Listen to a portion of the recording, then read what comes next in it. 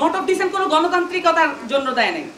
Note of dissent রয়েছে বাংলাদেশের মানুষের গণতান্ত্রিক অধিকারের বিরুদ্ধে বিএনপি নোট অফ ডিসেন্ট দিয়ে রেখেছে। তারা দিয়েছেন এই কারণেই যে তারা চান না এই বিষয়গুলো বাংলাদেশে ক্লিয়ার হোক, এই যে নিয়োগ পদ্ধতিগুলো এগুলো বাংলাদেশে গণতান্ত্রিক উপায় হোক, এটাই তারা চান না। তার মানে পুরো নোট অফ ডিসেন্ট দিয়ে রেখেছেন পুরো গণতন্ত্রের বিরুদ্ধে। একটা নির্বাচন কমিশন এমন একটা পজিশন নিল যে এটা একটা প্রশ্নের জন্ম দেয়। শাপলা কোলে যদি অন্তর্ভুক্ত করা যায়, এটা কি এমন একটা জায়গা দাঁড় করায় না যে তারপরে তোমরা যা চেয়েছো সেটা আমরা দিলাম না? এমন একটা পজিশন দাঁড় করানো হলো যে তোমরা আসলে ফুটো নাই, তোমরা এখনো বাচ্চা। ঐক্যমত্য কমিশনে প্রশ্ন তোলা হয়েছে আমাদের বয়স কতদিন ধরে আমরা ফ্যাসিবাদের বিরুদ্ধে লড়াই করছি, এই প্রশ্ন পর্যন্ত তোলা হয়েছিল। তার মানে পরিষ্কারভাবে এটা একটা ষড়যন্ত্রমূলক প্রক্রিয়ার মধ্যে দিয়ে আগানোর একটা প্রচেষ্টা বড় দলগুলো। বাংলাদেশের গণতান্ত্রিক অবস্থা, বাংলাদেশের রাজনৈতিক দলগুলোর অবস্থা, রাজনৈতিক অবস্থা বোঝার জন্য হযবরল বা সুকুমারের অন্যান্য গল্প খুবই ইম্পর্টেন্ট। তো এখানে শ্রী কাকেশ্বর কুচকুচে এই ক্যারেক্টারের কাছে একজন জানতে চায় যে কোনো একজনের অ্যাড্রেস কোথায়। তো প্রথমে সে বলে যে যদি দেখতে হয় দাদা কোথায় আছে, প্রথমে দেখতে হবে দাদা কোথায় কোথায় থাকতে পারে, তারপরে দেখতে হবে দাদা কোথায় কোথায় নেই, তারপরে দেখতে হবে দাদা যদি থাকে তাহলে এরপরে কোথায় যাবেন। এইভাবে করে বাংলাদেশের গণতন্ত্র আসলে বড় বড় রাজনৈতিক দল খুঁজে বেড়াচ্ছে যে গণতন্ত্র কোথায় থাকতে পারে। কিন্তু সমস্যা হচ্ছে এই যে আমরা যে ঐক্যমত্য কমিশনে যেই বিষয়গুলোতে আমরা আলাপ আলোচনা করলাম এবং নানান বিষয়ে যে নোট অফ ডিসেন্টকে সবচেয়ে বেশি প্রমিনেন্ট জায়গায় এখন টার্ম হিসেবে ছুড়ে দেওয়া হলো, নোট অফ ডিসেন্ট আসলে কোন কোন জায়গায় বিএনপি দিয়েছে এগুলো আমরা আলাপ করছি কিনা। দেখেন, নোট অফ ডিসেন্ট দেওয়া হয়েছে একটা বড় বড় তিনটা বিষয় কিন্তু আমরা দেখেছি যে তত্ত্বাবধায়ক সরকার কিভাবে গঠিত হবে এই বিষয়ে আমরা দেখেছি, নারীদের যে অংশগ্রহণ সেটা কিভাবে হবে এবং মনোনয়ন কিভাবে হবে দলগুলোর মধ্যে সেটা পার্সেন্টেজে তাদেরকে দ্বিমত করতে দেখেছি, এবং এটার মধ্য দিয়ে বাংলাদেশের নারীদের যে রাজনৈতিক অংশগ্রহণ সেটাকে পিছিয়ে দেওয়া এবং তাদের যে অস্ত্র এবং অর্থনির্ভর রাজনীতি সেটা কি তারা পরিচালনা করবেন এভাবেই, এটার একটা প্রতিজ্ঞা কিন্তু তারা করলেন। একইভাবে তত্ত্বাবধায়ক সরকারকে একটা বাছাই কমিটি, একটা গ্রহণযোগ্য বাছাই কমিটির মধ্য দিয়ে করা হবে এই ব্যাপারেও তারা দ্বিমত পোষণ করলেন। অন্যদিকে আমরা দেখলাম উচ্চকক্ষে পিআর এর জায়গায় তারা নিজেদের নোট অফ ডিসেন্ট দিয়ে রেখেছেন। এখন উচ্চকক্ষে এখন আসেন যে উচ্চকক্ষে কি কি হবে। সেই জায়গায় উচ্চকক্ষে আসার কথা আমরা কিন্তু এটা বলেছিলাম যে রাষ্ট্রীয় নিরাপত্তা সংক্রান্ত যত চুক্তি আছে এগুলো দ্বিকক্ষে আলাপ হতে হবে। এখন দ্বিকক্ষে যদি পিআর থাকে তাহলে তারা যে ধরনের চুক্তি করতে চান সেই চুক্তিগুলো নালিফাই হয়ে যেতে পারে এবং সেগুলো মানুষের কাছে উচ্চকক্ষের পিআর হওয়ার কারণেই বিরোধী দলে যারা সিলেক্টেড হবে, ইলেক্টেড হবেন, তারা কিন্তু এটা বাইরে এসে বলে দেবেন এবং জনগণকে জানিয়ে দেবেন, তারা গোপনে এগুলো করতে পারবেন না। অন্যদিকে দেখেন, মহা হিসাব নিরীক্ষক এবং নিয়ন্ত্রক এটা নিয়োগ করতে হবে একটা বাছাই কমিটির মধ্য দিয়ে, এটা কিন্তু সবাই একমত হয়েছে, কিন্তু বিএনপির নোট অফ ডিসেন্ট আছে। দুদকের চেয়ারম্যান, কমিশনার এদেরকে দলীয় নিয়োগ, মানে হচ্ছে প্রধানমন্ত্রীর পরামর্শক্রমে যেটা বলা আছে সংবিধানে, এই পরামর্শ জিনিসটাই আসলে এই ফ্যাসিবাদের জন্ম দিয়েছে। এই যে প্রধানমন্ত্রীর পরামর্শক্রমেই তারা নিয়োগ দিতে চান।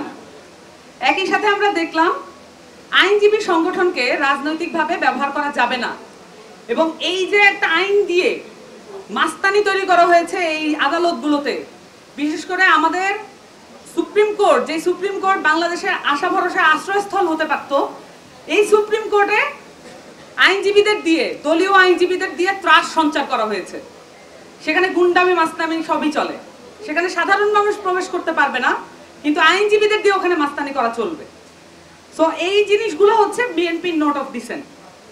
এখন এই বিষয়গুলা কোনটা আসলে, একই সাথে আরেকটা জিনিস বলি যে সরকারি কর্ম কমিশনে যে নিয়োগগুলো হবে, চেয়ারম্যান যে নিয়োগ হবে সেইটা একটা বাছাই কমিটির মধ্য দিয়ে হোক, এটা আমরা চাই, কিন্তু বিএনপি এটাতে নোট অফ ডিসেন্ট দিয়েছে।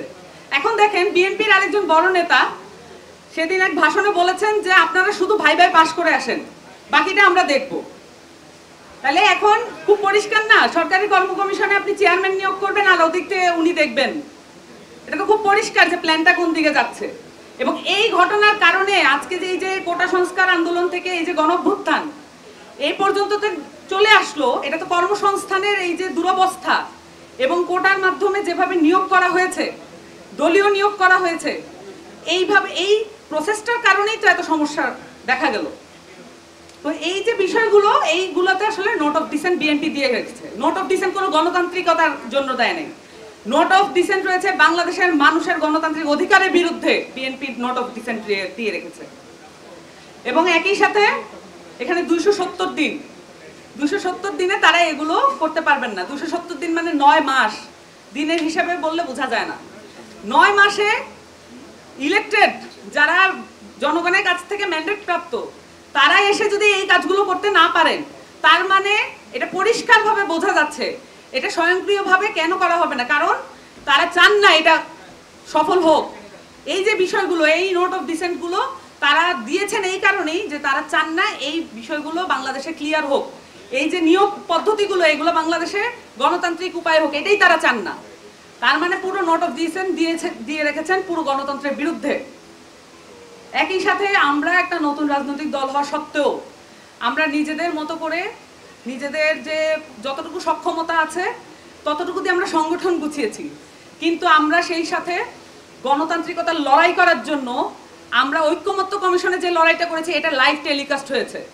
শান্তভাবে কথা বলেন আমাদের যারা সংস্কার কমিটি আছে এবং আমাদের সেক্রেটারি আক্তার হোসেন, শান্তভাবে কথা বলেন বলে এই লড়াইটা বোঝা যায় না। কিন্তু আপনারা এও দেখেছেন ঐক্যমত্য কমিশনে প্রশ্ন তোলা হয়েছে আমাদের বয়স কতদিন ধরে আমরা ফ্যাসিবাদের বিরুদ্ধে লড়াই করছি, এই প্রশ্ন পর্যন্ত তোলা হয়েছিল। তার মানে পরিষ্কারভাবে এটা একটা ষড়যন্ত্রমূলক প্রক্রিয়ার মধ্যে দিয়ে আগানোর একটা প্রচেষ্টা বড় দলগুলো। এটার কোনো প্রয়োজন নাই। বাংলাদেশের মানুষ এখন যেভাবে আধুনিকতার দিকে চলে যাচ্ছে, এগুলো খুব পরিষ্কার এই ষড়যন্ত্রগুলো। তো সেই সাথে আরেকটা বিষয় বলে রাখি যে এই যে দেখেন আমরা একটা রাজনৈতিক দল হিসেবে আমরা শাপলা প্রতীক চেয়েছিলাম, কিন্তু গ্যাজেটভুক্ত হয়েছে শাপলা কলি।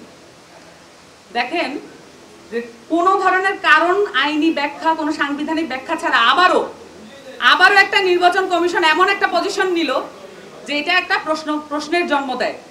শাপলা কলি যদি অন্তর্ভুক্ত করা যায়, এটা কি এমন একটা জায়গা দাঁড় করায় না যে তারপরে তোমরা যা চেয়েছো সেটা আমরা দিলাম না? এমন একটা পজিশন দাঁড় করানো হলো যে তোমরা আসলে ফুটো নাই, তোমরা এখনো বাচ্চা।